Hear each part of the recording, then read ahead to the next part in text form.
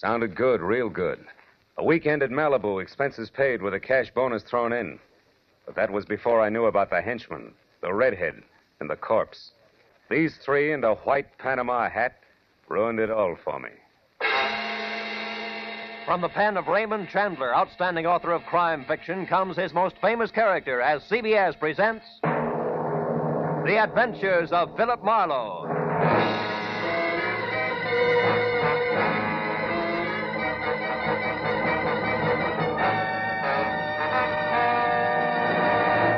And now, with Gerald Moore starred as Philip Marlowe, we bring you tonight's unusual story, The Panama Hat.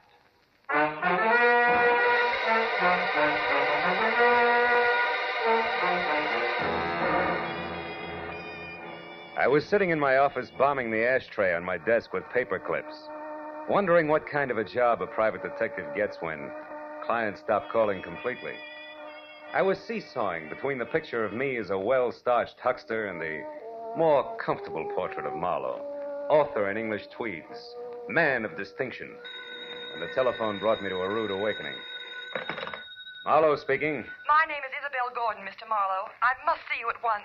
My husband Bruce is in terrible danger. Could you possibly meet me in an hour at the Pelican Inn?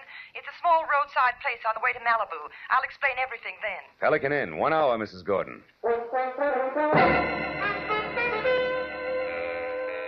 The Pelican Inn was strictly a liquor license with chairs, and a bored piano player in one corner grinding away. The place was empty, and I was about to order a drink when the front door opened and a woman entered.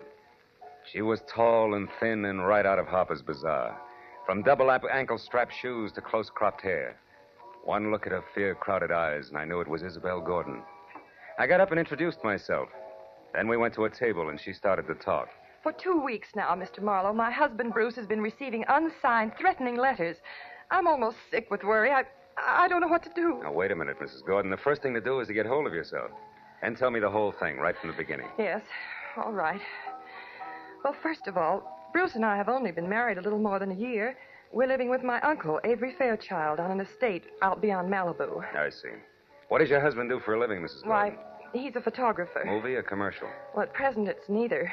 You see, Bruce has been terribly unsettled since the war. Lost, sort of, and then recently he got interested in photography, and it's been a great help to him. But he doesn't exactly work at it, huh? Well, he's converted one of the rooms in the guest cottage into a studio, and he spends almost all of his time there experimenting with portrait work. But he doesn't actually have a job, if that's what you mean. How does that appeal to your Uncle Avery? Oh, I'll be honest with you, Mr. Marlowe. My uncle thinks the sun rises and sets on me, but with Bruce... It's total eclipse, is that it? I'm afraid so. All his life, Uncle Avery has been concerned only with dollars and cents. He simply doesn't understand or sympathize with an artist's viewpoint. Uh-huh. Now, what about these unsigned letters? Well, Bruce has been getting them for the past 2 weeks. They're always made up of words cut from newspapers and pasted on ordinary paper. That's a cheap stunt. What do they say? Each one threatens my husband's life. Yet both he and Uncle Avery consider them nothing more than the work of some harmless crank, in spite of the fact that for the last several days I've seen a strange man lurking around our place every night. Can you describe him? No, except well, he's about your height and build. Is that all? Yes. No, Wait a minute. There is something else. Each time I saw him, Mr. Marlowe, he was wearing a white Panama. Well, that's not much to go on. Tell me, why haven't you called the police? Uncle Avery wouldn't hear of it. He hates publicity, dreads it. That's why I suggested contacting you, a private detective. A sort of a bodyguard for Bruce, huh? Yes. However, Mr. Marlowe, Bruce is somewhat temperamental, and I know he'd rebel at the thought of being watched over, so I'd rather you posed as a house guest, an old college chum of mine, perhaps. My fee is $25 a day plus expenses, Mrs. Gordon. Oh, any price is all right, Mr. Marlowe. Let's see, it's a little after 7 now. Can you be at our place at Malibu at 9? I think so. But as a fellow alumnus, Isabel, one last question. Where'd you go to college? Southern California. Why? Well, I was afraid you might say Vassar.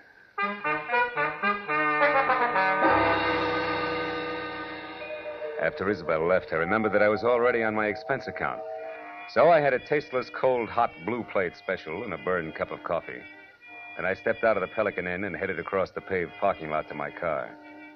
It was already dark, and I was admiring the full moon and the beautiful wash it made over the ocean when it happened. Hey, mister! What the... You all right, mister? Yeah, I think so. Thanks to your sounding off? That nut was aiming right for you. Yeah, looks that way. Did you happen to get his number? No, What no, about his I face? didn't. Can you describe him? No, matter of fact, I only noticed one thing. What was that? The hat he was wearing. It was a white Panama.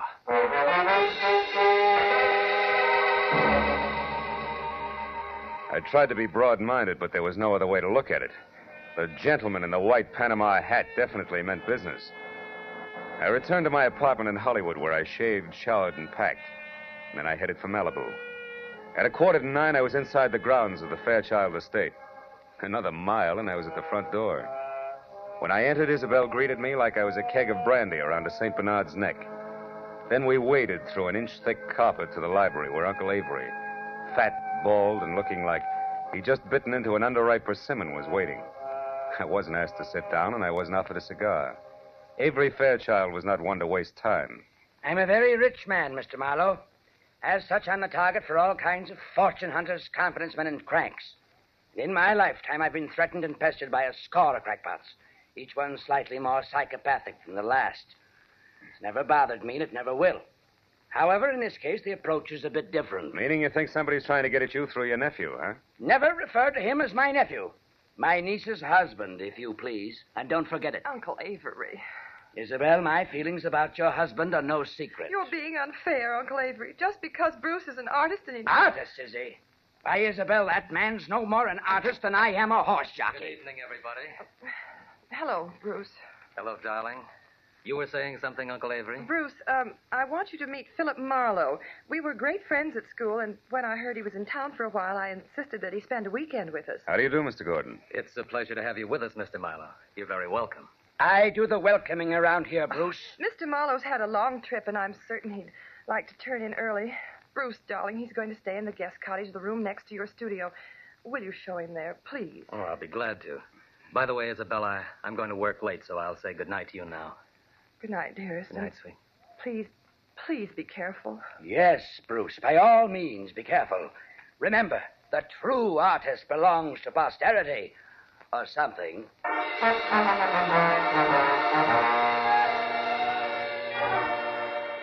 The guest cottage was only a landscaped hop, skip, and a jump from the museum that Uncle Avery called home. And as Bruce and I strolled along a flagstone path, I feigned a deep interest in photography. That was all my host needed. He struck at the bait like a shark with malnutrition. Well, Mr. Marlowe, it didn't even occur to me that photography might be one of your hobbies. Isabel never said a word. Well, good for Isabel. I'm strictly a dabbler. Now, tell me, Mr. Gordon, how long have you been at this? Portrait work? Oh, about 6 months. You see, I divide my time between my studio here and a school I attend in Hollywood. That way I capture both the theory and practical experience at the same time. Oh. Well, here we are. Would you like to see the studio? Yes, I would. Here, let me get the lights. Wow. This is all right, huh? Enlarger, 2 cameras, dark room. Are these your pictures? Yes. What do you think of them? I don't know exactly. They're certainly different, huh? They are unusual, aren't they? Yeah. You see, Marlowe, each picture is actually made up of 2 separate studies which are superimposed. I call it interpretive photography. Uh-huh. Now, this one. A splash of light and a bent pipe cleaner? The sun and the plant shoot. It's called metamorphosis. Oh. Well, what about that one there in the corner? It's a girl's face and clouds, maybe. Clouds? Mr. Marlowe, you'll excuse me, but that picture isn't ready for display yet. I'm sorry. I didn't mean to pry. I thought it was just another interpretive photograph. Well, it's not. That is, it isn't finished yet. Now, Mr. Marlowe, I'm afraid I've forgotten what my wife said about your long trip. Shall I show you to your room? Yes, please do, Mr. Gordon.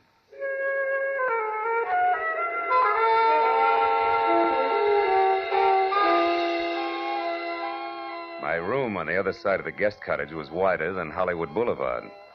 After Bruce apologized for his display of temperament and bid me a polite good night, I climbed into the silk pajamas that were laid out for me, stretched out on the bed, and tried to figure who belonged to the white Panama hat. But an hour passed, and I wasn't getting any sensible answers. So I switched out the light, put my gun on the table next to me, and snuggled into what felt like 1.5 miles of mattress. I was almost asleep, and the clatter of a shovel falling on the walk outside brought me straight up in bed. I grabbed my gun and made for the door. But the second I threw it open, I knew that I'd made a mistake. Whoever kicked over that shovel had heard me and met me with a large fist that came straight at my face. Oh!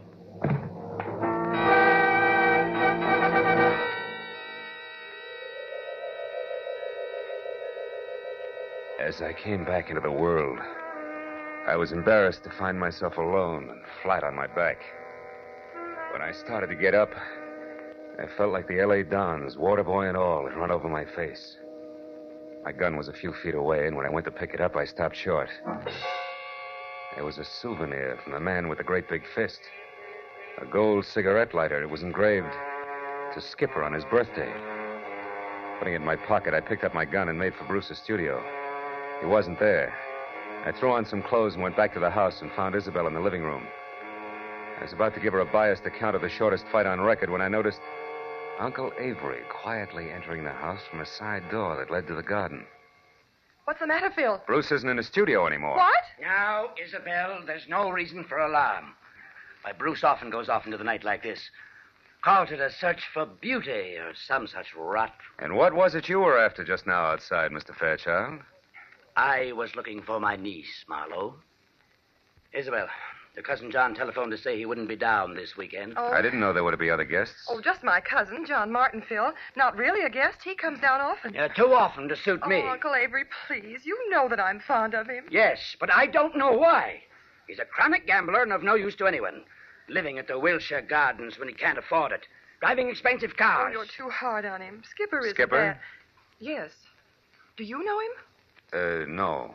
No, I don't. Well, you're not missing anything, believe me. Oh, I do believe you, Mr. Fairchild. I believe your every word. What? Good night, all. I left the house and headed straight for my car with the Wilshire Gardens in Hollywood in mind. It was just a chance that John Skipper Martin might own a white Panama hat. When I got to the prodigal cousin's bungalow, it was dark inside. So I pressed one hand close to my gun and the other against the doorbell. But there was no answer. A side window was open, and I started toward it when a nasty voice greeted me from the shadow of a palm tree. Good evening. Lovely night, isn't it? I hadn't noticed. I've been busy. I know. We've been waiting for you for a long time. We? Uh-huh. Me and my nice shiny revolver here. 38. Oh, I see. Well, you make a handsome couple, and I hope you're both very happy together now. What do you want? I don't want anything. I'm here to give you something. Advice. Look, brother, I've already told you I'm busy, so if this is a heist, let's get it over with, fast. You know, I think you're confused. I'm holding the gun, Mr. Martin.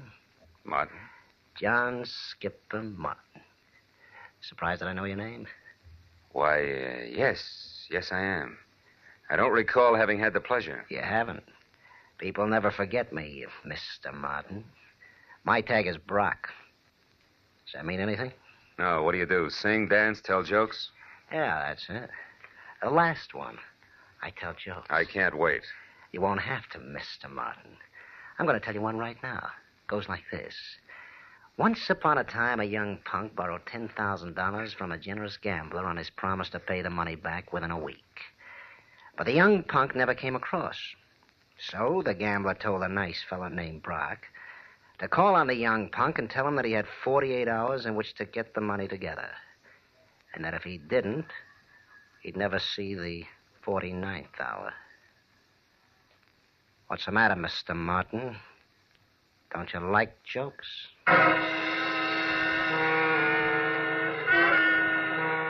Brock grinned, shoved his .38 into a shoulder holster, and walked away. As soon as he rounded the corner, I went to the open window and climbed in.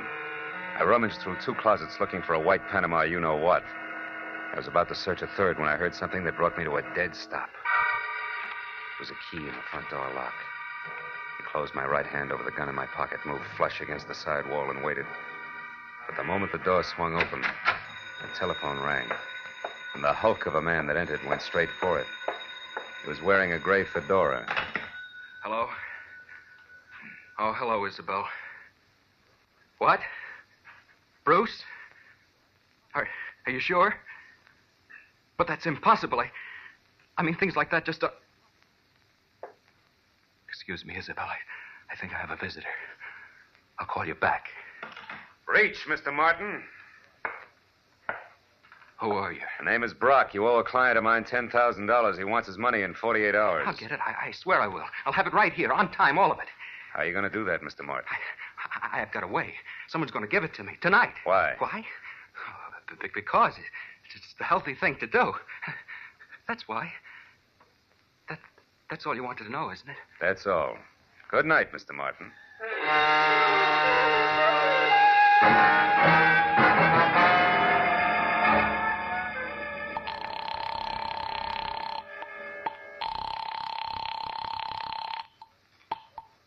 Hello? Mrs. Marlowe, Isabel. I'm calling from a drugstore in Hollywood. Has Bruce returned yet? No, and he won't. He's been kidnapped. What's that? And whoever did it wants $50,000 before morning, or we'll never see Bruce alive again.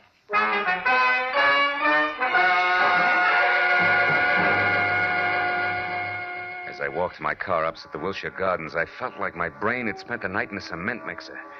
I was about to head back for Malibu when I suddenly saw Skipper Martin dash out of his bungalow and pile into a long, glossy convertible. I followed him out to the Pacific Palisades, where he made a call at a little house which sat on a bluff overlooking the sea. Once he was inside, I moved up quietly and saw that the name on the mailbox was Miss Carla Winters. I crawled up to a lace curtain window where I could see what was going on. One look at Miss Winters made the damage I was doing to my tweeds worthwhile. She was strictly Dragon Lady, with flaming red hair and a waist you could span with two hands, if you were lucky enough to get that close. And the rest of the measurements fit just perfect. Why, you sniveling coward, you wouldn't dare open your mouth about us. Wouldn't I? Listen, Carla, I've got myself Skipper Martin to look after. First, last, and always. You remember that. Why should I? You've always been cheap talk and no more. Look at you now. You're in trouble, so what do? You holler blackmail. Go on, get out of here. Get out of here before I kill you.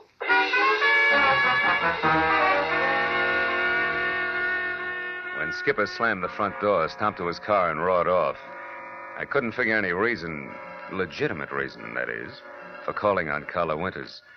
So I returned to the Fairchild place. Isabel was somewhere between hysteria and collapse over the fact that she and Bruce had less than $2,000 in their own name. Uncle Avery, of course, was more than reluctant to pay the ransom demanded for the return of a man he'd rather not have returned. But his niece won out. All right, Isabel, I'll give you the money. But understand, I'm doing this for you, not for that no yes, good... Uncle Avery, I understand. But can you get that much cash at this hour? The banks are... Who said anything about banks? You know I don't like them. Money will be in your hands in 30 minutes.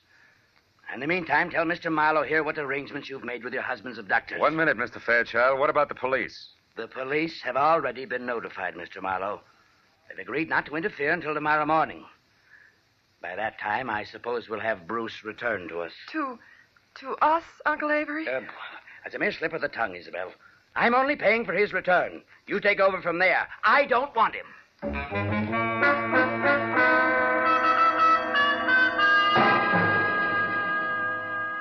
A half hour later, Avery Fairchild handed me a bundle of bills which added up to $50,000 cash. The bills seemed slightly dirty. The old geezer must have had them buried someplace. For a moment, I couldn't help thinking, boy, to get at this place with a shovel sometime. But then I got back to the more pressing matters at hand. I wrapped up the money in a shoebox and I drove north along the Pacific Coast Highway. I covered the 60 miles to the rendezvous, which was a junkyard near Ventura, in about as many minutes. Then, according to instructions, I slowed down to 10 miles an hour. I blinked my lights twice, tossed out the shoebox.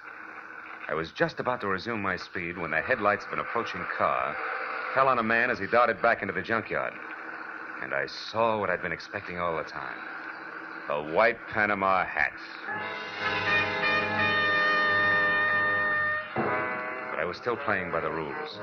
So there was only one thing I could do about it. I slammed my foot down on the accelerator and kept it there until I reached the nearest telephone, where I telephoned Skipper Martin at the Wilshire Gardens. It was just possible that he owned two hats. But that little balloon exploded in a hurry.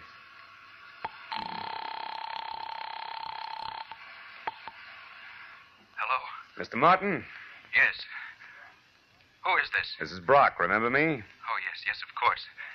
I've been hoping you'd call. You mean you got the money right now? Well, no, not this minute, but I will have it in a couple of hours. You're sure, Mr. Martin? I'm positive, Brock.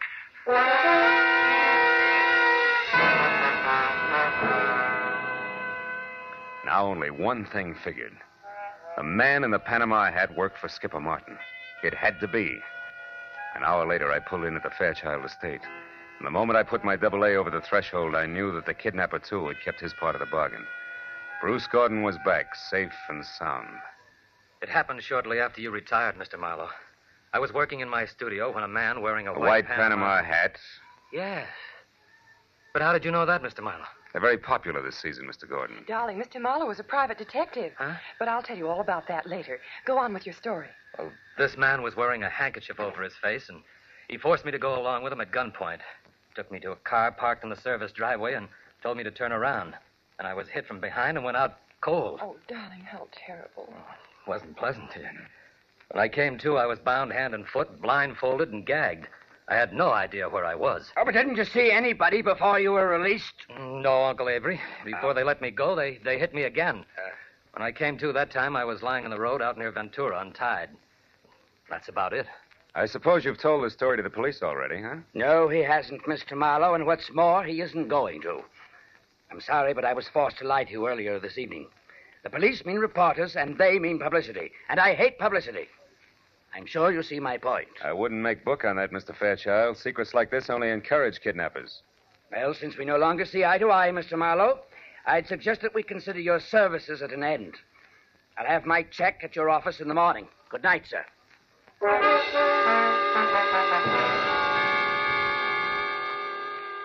Avery Fairchild wasn't the kind of a man you argued with. I threw my coat over my arm, tipped my hat to Isabel, and stepped outside. I hadn't once mentioned Skipper Martin to the family.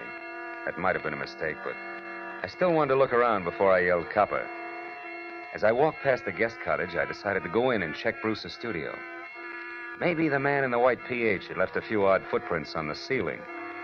I tossed my coat in a corner chair and started through the clutter. 10 minutes later, I'd found nothing. I was about to leave when I suddenly remembered the picture of a girl in some clouds that Bruce had been so careful to keep out of sight. It hadn't been moved. And when I brought it into the light, I didn't have to look twice.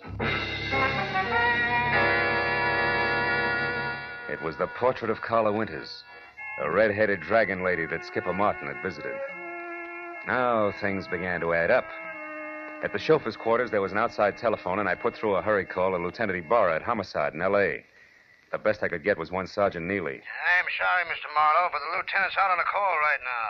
There's some kind of a row uptown. Well, do you know where he is? The address, I mean. Oh, yeah, sure. It's one of those bungalows at the Wilshire Gardens. The Wilshire Gardens? That's right. What's so special about that? Maybe nothing. I'll know in a minute. Thanks, Neely.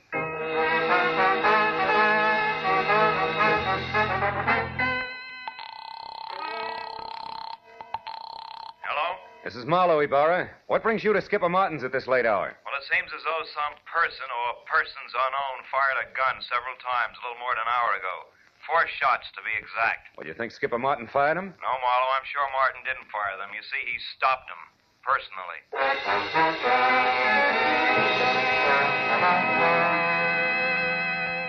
Before I hung up, I gave Ibarra a quick rundown on the whole story.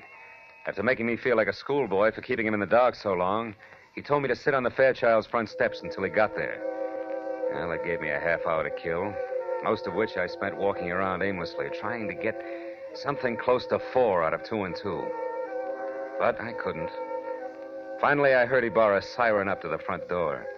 I was about to head for him when the chill in the morning air reminded me that my topcoat was still in Bruce's studio. I went back and got it. When I turned for the door again, I noticed a little slip of paper that had been under the coat fall to the floor. I picked it up. I must have held it for a full minute before I realized what it meant. Just a small slip of paper, and yet it made everything, the kidnapping, Carla, the murder, fall right into place. When I entered the living room at the house, one glance at Isabel and Bruce told me that she'd already knew about Skipper's death. Only Uncle Avery, who was not one to shed crocodile tears, hadn't changed. Ibarra, of course, was unhappy. Marlowe, we can't run any kind of a police department when every private detective acts like he's the commissioner himself. Why didn't you call me when this business first began to smell? You know better. I'm sorry, Ibarra, and I hate to sound immodest, but I happen to be one of the 2 men in this room who can name Bruce Gordon's kidnapper and Skipper Martin's killer. You know what you're saying, Marlowe? I think so. The man in the white Panama hat who kidnapped Bruce Gordon, Lieutenant, is Bruce Gordon himself. In other words, Bruce Gordon kidnapped Bruce Gordon. No. What? You're out of your mind, Marlowe. Am I? Would you still say that, Gordon, if we paid a call to Carla Winters and asked her to hand over the $50,000 of so-called ransom money she's holding for you two? Or would you prefer... Stop, Gordon, stop. The window, Ibarra!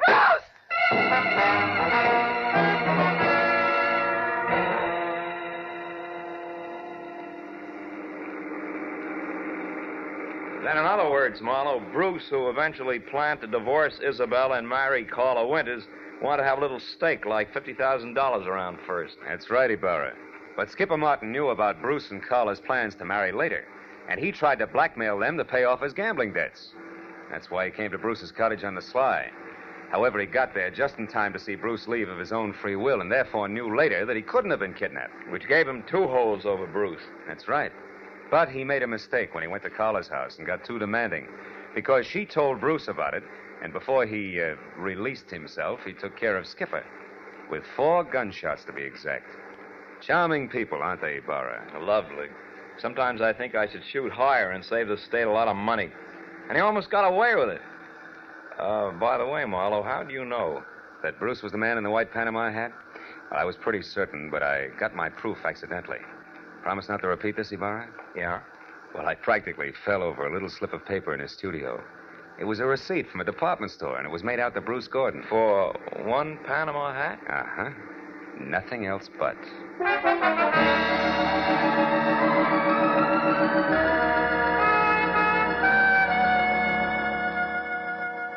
When I finally got back to my place on Franklin Avenue, the sun was already up. And the people who work at nice, sane jobs were beginning to fill the streets. I'd been on the go for a steady 24 hours, so I could think of nothing but my bed. I was about to put my key in the lock when a next-door neighbor walked by, bid me a cheery good morning, and started down the corridor. Now, that alone wouldn't have disturbed my sleep, but why did he have to be wearing a white Panama hat?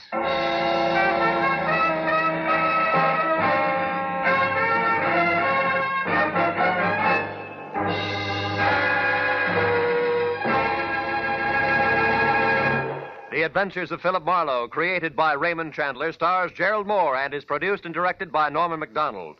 Featured in tonight's story were Jacqueline DeWitt as Isabel Gordon, Wilms Herbert as Uncle Avery Fairchild, Bill Lally as Bruce Gordon, Shep Menken as Skipper Martin, and Lou Krugman as Brock.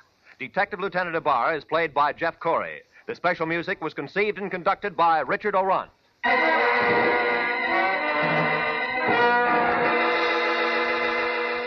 Be sure to be with us again next week at this same time when Philip Marlowe says...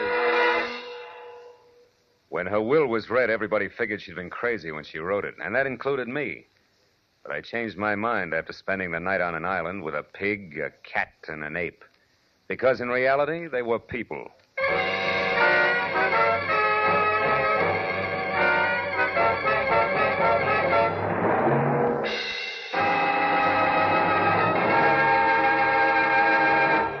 Tonight, Amos and Andy return to the CBS network. And along with all their friends, Kingfish, Lightnin, and Henry Van Porter, they're settling down for a permanent stay. Be listening for them later this evening over most of these same CBS stations.